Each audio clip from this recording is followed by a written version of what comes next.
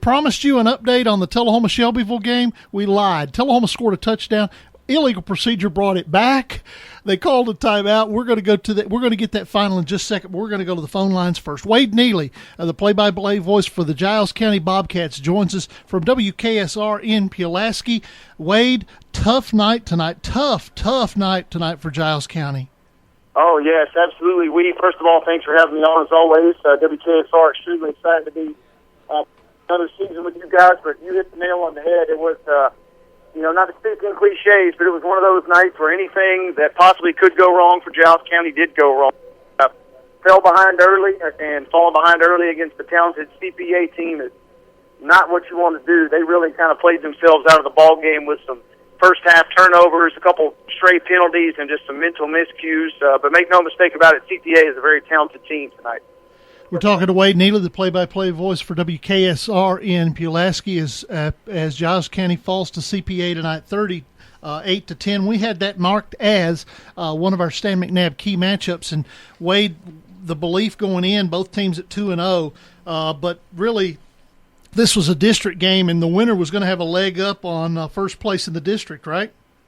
Yes, correct. And not just maybe a leg up, but, maybe a vice grip of sorts. This was thought to be a kind of a early season de facto district championship game, not knocking, Cascade and Marshall County and some other teams, but going into the preseason, these were the two teams that a lot of people thought might be playing for that district championship here this year.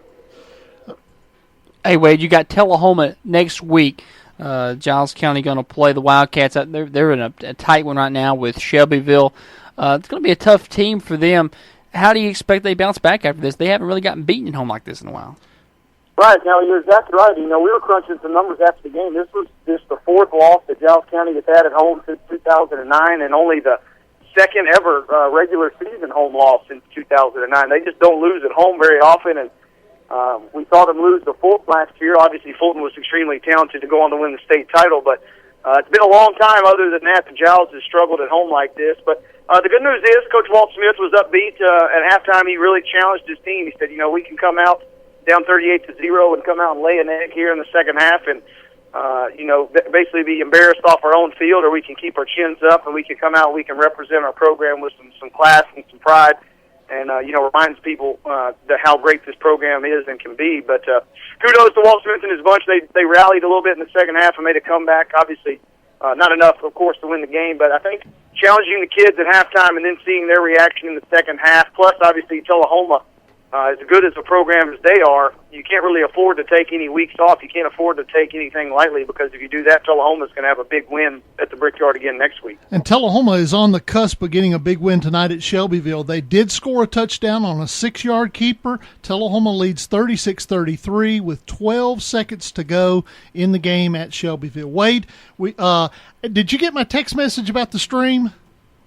Yes, we had an issue with our server tonight, which ironically, before the game, seemed like it was going to be the world's biggest disaster because all eyes were on this game tonight. And then, in a weird twist of fate, after the game, it was actually maybe a good thing. Not a lot of people got to hear that broadcast because it was not pretty for a lot of Giles County fans. But CPA, they are an outstanding program.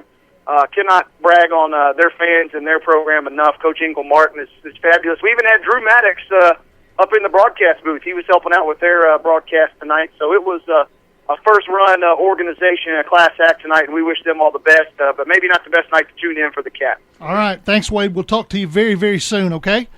Absolutely, Wade. We look forward to hearing you guys next week. It's going to be a great game against Tullahoma. All right. Thanks a lot. Wade Neeley with WKSR in Pulaski.